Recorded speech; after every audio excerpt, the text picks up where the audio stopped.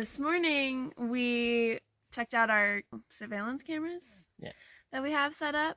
So the first photos, I mean, we've got a couple like local cats that are prowling around the tent, which is kind of cute. We think that they're our neighbors' cats. So there's this cat and then this cat. We think those might be our neighbors, but we don't think this one is. I can't tell, but that's probably not a house cat. It looks a little on the big side. Yeah. So anyway, so we saw this, we were like, holy crap. All right. That's clearly a mountain lion just kind of cruising through our campsite at about midnight.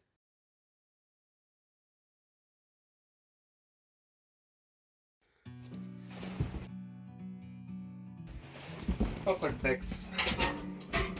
Our wood stove, just the gasket is loose, so seal it up, and that'll do it. So apparently you have to wet the surface first, and then air dry for an hour, and then start a fire within 30 days. So it's pretty simple. So dampen the surface. Damp. We can sit together. It's so beautiful. You and me. We meant to be. We always sort of cover the ATV, take the key and lock it up and put it underneath the tarp, but last time we did so, we noticed some mouse or rat droppings. So we got some rat and mouse deterrent and tried to sprinkle it around where we park it, underneath the tarp and everything. But we just uncovered it and it's like a lot worse than it was before. So the concern is that, the rat's eventually going to chew through all the wires and destroy the wiring harness. It's gone after all of the cloth on the ATV, which is sort of good. It's not going for the plastic yet. These were brand new. We put these on the ATV last time we were here, and it's chewed almost all the way through that. So we'll probably have to start taking it home with us when we leave. But we need this to work. Having a mouse chew through all the wires would set it back pretty far. So luckily, it still starts, so hasn't gotten to any of the wires.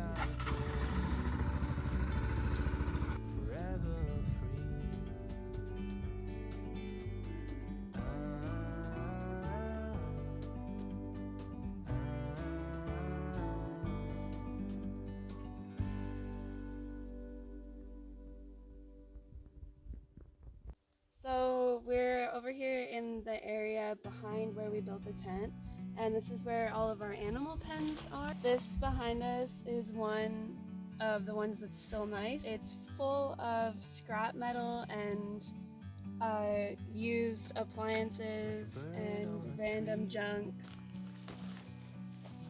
I'm just sitting here. And so today, I think what I want to work on is getting the animal pens cleared up, so taking the garbage away, making piles of trash and scrap metal, and barbed wire, and trimming everything up. I think I'd like to try to have all of the visible trash gone from the tent area before it starts to snow. We meant to be in the great outdoors. So I want for there to not be any sheds in front of this tree line here. So I'd like to take this one down completely. Not that it could stay there if we wanted it to, but I think a lot of the wood, at least the wood in the roof, looks like stuff we can reuse. I want to keep this one exactly the design and the placement of it, but unfortunately this tree has fallen down since we purchased the property, so we need to take the whole roof off and deal with that tree. But this one's really nice on the inside and I really like where it is.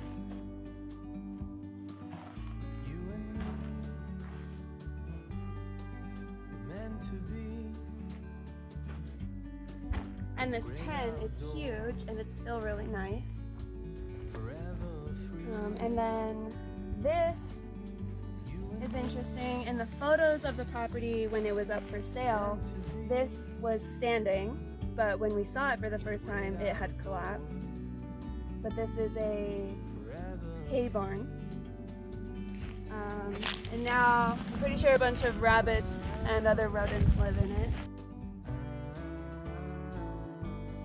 We'll need to, I don't know, compost this stuff or burn it.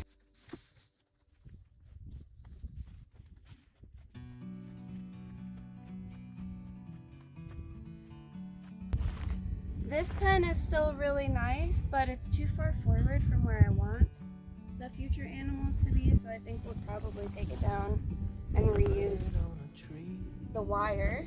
And then this is a chicken coop, and it had a fully enclosed chicken run that has collapsed, but I really want to reuse this whole structure. I like it a lot for chickens. I mean, do we take down the tree before disassembling? Unfortunately, there's no way that we can like pull it off of the shed before we like remove everything from the shed. So we're gonna do something a little sketchy and just try and cut it so that it falls. It'll fall on the shed and probably destroy it. But that's okay because everything has to be replaced anyways. And yeah, give it a shot.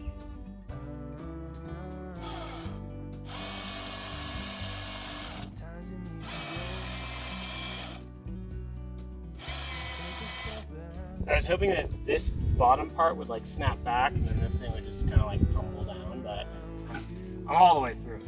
We cut it pretty much all the way through. There's only a very small amount left holding it.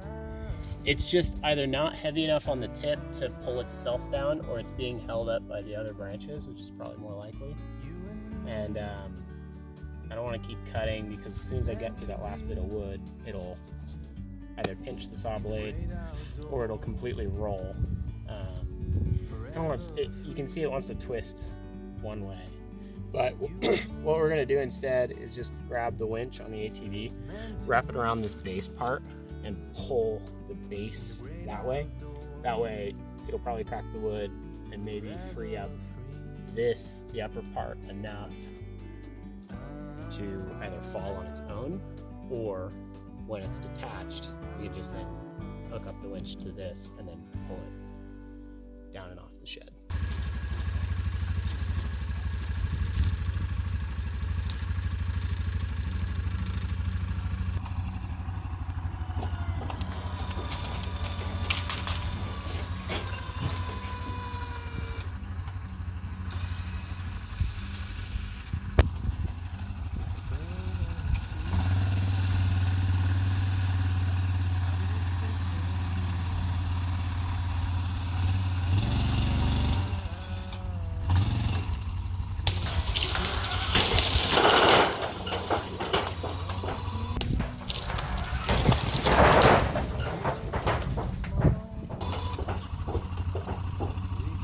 The whole tree is resting on the shed.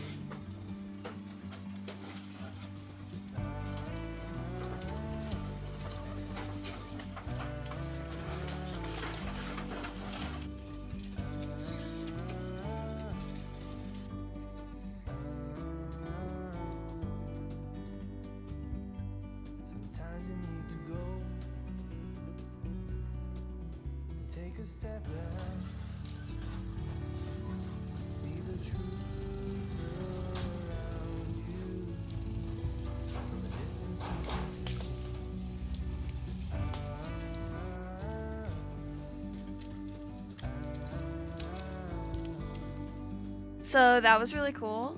We started working on the animal pens and we got that tree taken down. I think Johnny had a lot of fun playing with the winch. Yeah, it's pretty cool. Worked out well. And he dragged it all the way over here to his wood chopping pile.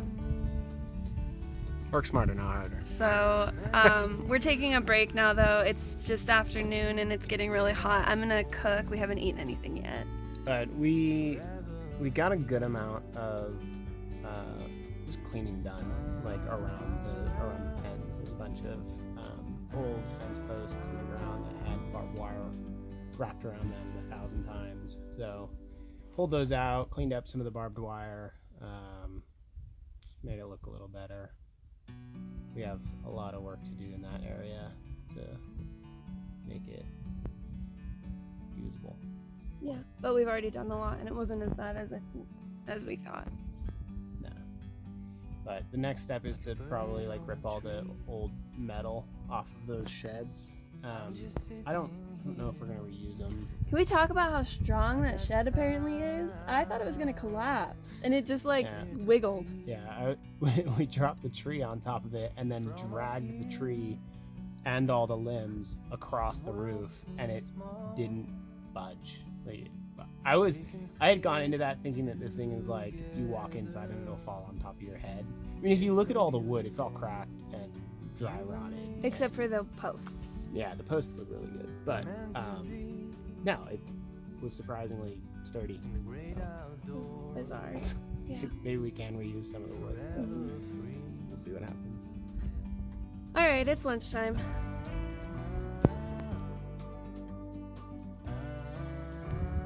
We started carrying these appliances down the hill and putting them in the truck, but Johnny pointed out that the motor of this washing machine has copper wire in it, and so we were thinking we might just cut it out really quick and throw it in the scrap metal pile before we take this to the dump. Yeah, I think it's got some value to it. I mean, we'll see, but it shouldn't be too hard to pull this out of here. So, real quick hack job.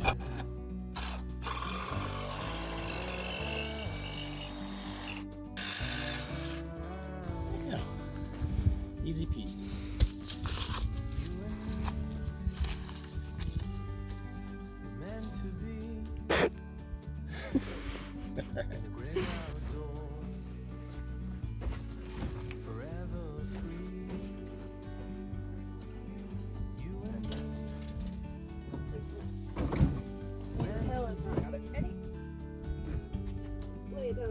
Yeah.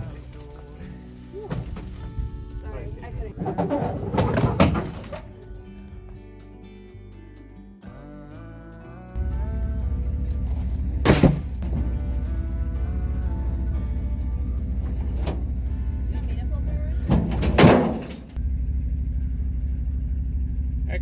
Yeah. Right. That'll work.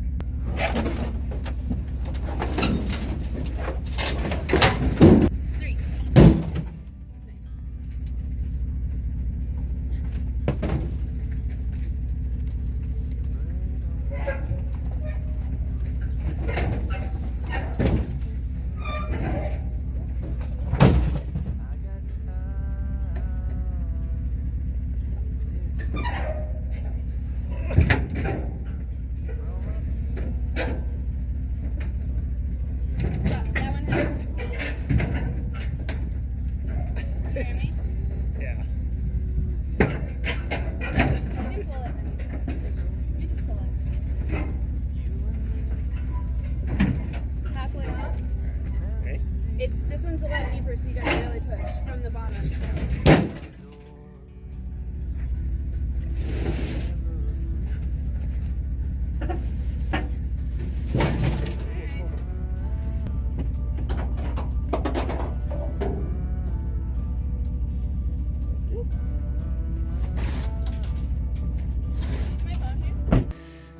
All right, so we just pulled out a bunch of scrap metal from like an old animal pen that they were storing a bunch of junk in.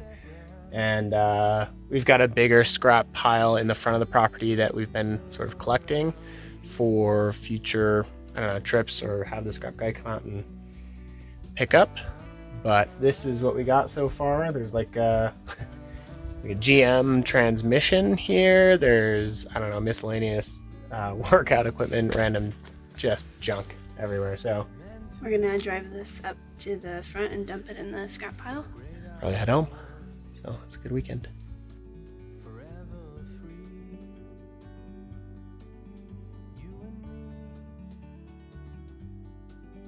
Meant to be.